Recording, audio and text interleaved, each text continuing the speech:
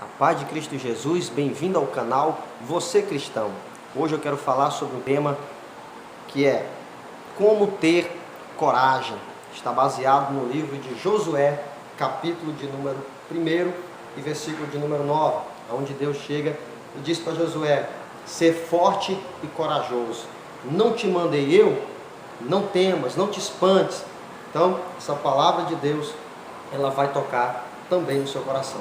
Antes de ler a palavra, eu queria que você curtisse, colocasse aí um like, um comentário, um amém, glória a Deus. Ajude o nosso canal. E você que já está inscrito, compartilha em outros grupos e peça também a amigos que têm canais no YouTube para nos ajudar a divulgar a mensagem da palavra de Deus. Então vamos ao tema. O que fazer para ter coragem? Como ter coragem? É o tema de hoje.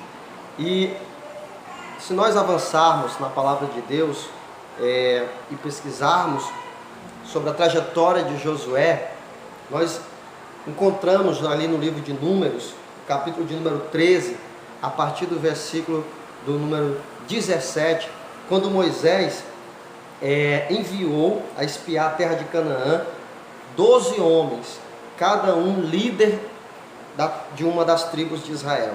Esses 12 homens foram escolhidos e Moisés deu a seguinte ordem para eles: subir por aqui para a banda do sul e subir a montanha.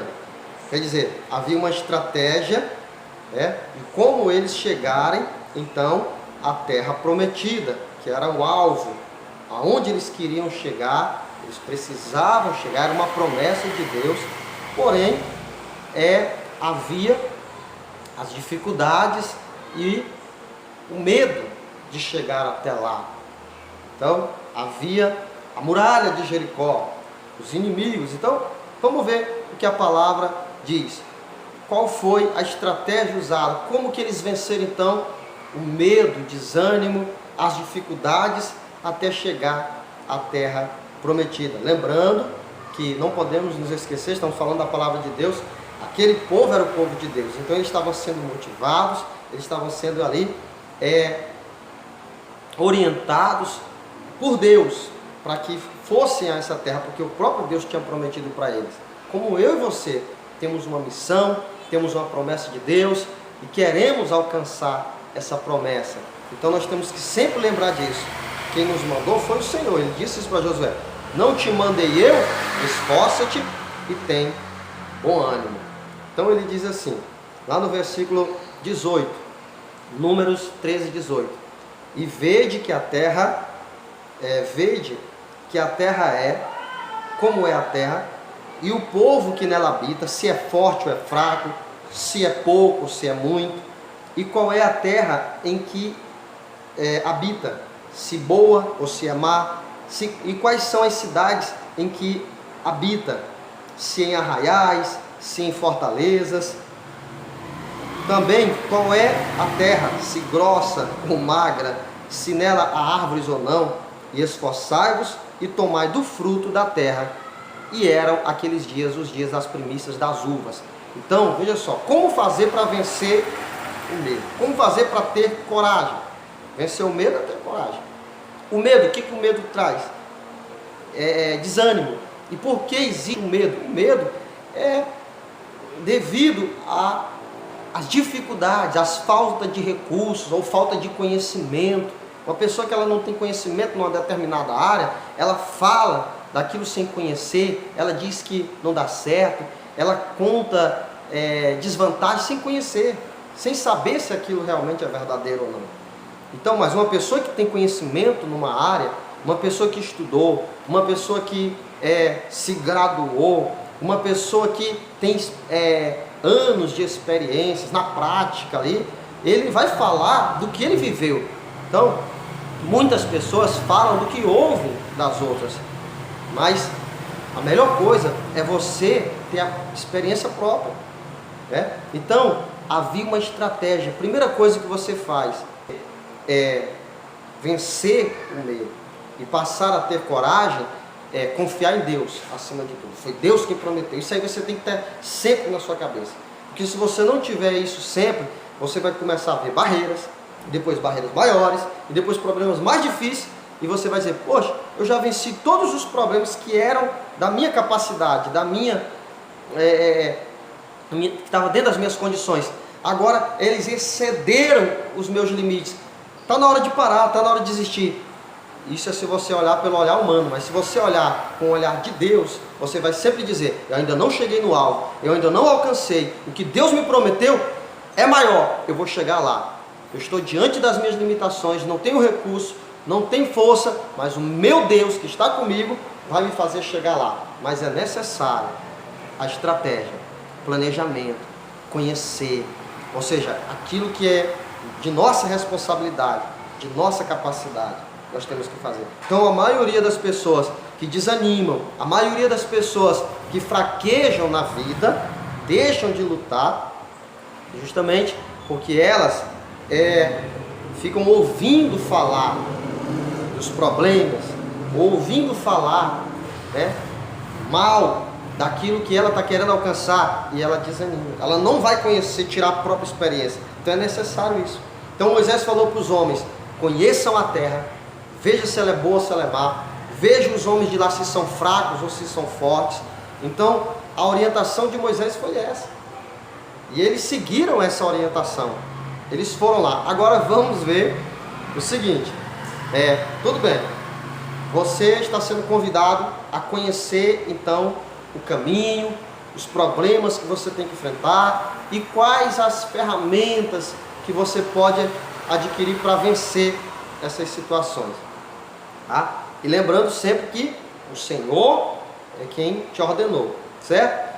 Agora, o detalhe está aqui, apesar de haver estratégias, apesar de ter recursos, nem todos aplicam isso, nem todos acreditam nisso, tá? Porque o ser humano, ele também tem a livre escolha. O ser humano é quem decide se quer ou se não quer, se vai ou se não vai. Ele que decide, tá certo? Então, por exemplo, tem pessoas que não têm recursos, não têm estratégia, não tem ninguém para ajudar ela. Mas tem pessoas que todo mundo está do lado dela, procurando ajudar ela, dando força, recurso, o que ela precisar, mas ela não quer, ela não acredita. Acontece isso.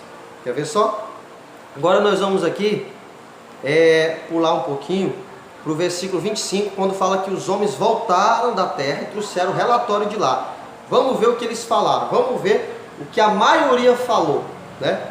Qual foi a conversa da maioria? Versículo 25. Depois voltaram de espiar a terra ao fim dos 40 dias.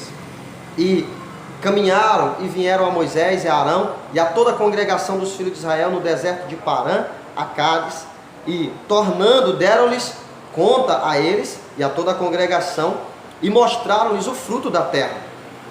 E contaram-lhes e disseram, fomos à terra em que nos enviaste, a terra que nos enviaste, e verdadeiramente mana leite e mel. E este é o fruto, está aqui o fruto, né? O cacho de uva, que 2 homens tiveram que carregar esse cacho de uva. Então, no início, eles começaram a dizer que a terra realmente era boa, todo mundo viu que de fato o que Deus falou era verdade, todo mundo confirmou isso aí, tá? Ou seja, todo mundo tem que admitir, eu e você temos que admitir que Deus sempre estará do nosso lado, fiel e verdadeiro, e a promessa dele é verdadeira. Todo mundo vai ter que admitir isso. Agora, se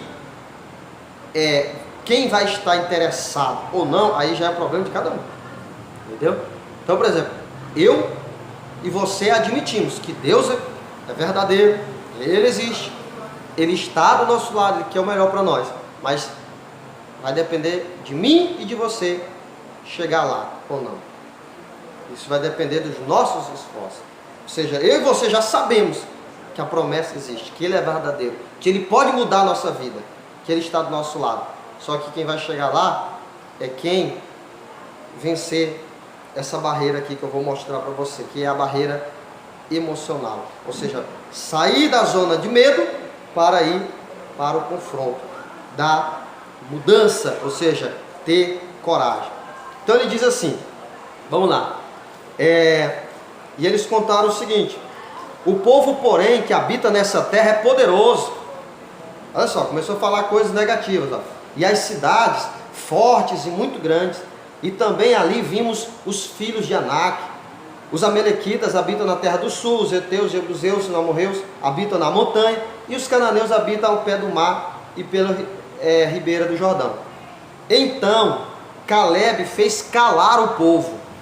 Presta atenção, a maioria estava dizendo que existia gigantes, que o povo era muito, a maioria estava olhando só os problemas. Mas Caleb, que era um homem de Deus, que lembrava da promessa de Deus, fez aquele povo se calar, aquela maioria, os 10 que estavam desanimados, que foi Caleb e Josué, que foram os dois corajosos. Então eles disseram assim: subamos animosamente, ou seja, sejamos corajosos e possuamos-la, vamos vencer, vamos possuir a herança, porque certamente prevaleceremos contra ela. Porém, os homens que com eles subiram disseram: não podemos subir contra aquele povo, porque é mais forte do que nós. E infamaram a terra que tinha espiado perante os filhos de Israel, dizendo: a terra pelo meio da qual passamos a espiar é terra que come os seus moradores. E todo o povo que vimos no meio dela são homens de grande estatura. Olha só, então, mesmo diante de o que Josué estava falando junto com Caleb, animando o povo e dizendo: nós vamos vencer, Deus está conosco, a vitória é nossa, a terra é prometida, vamos vencer.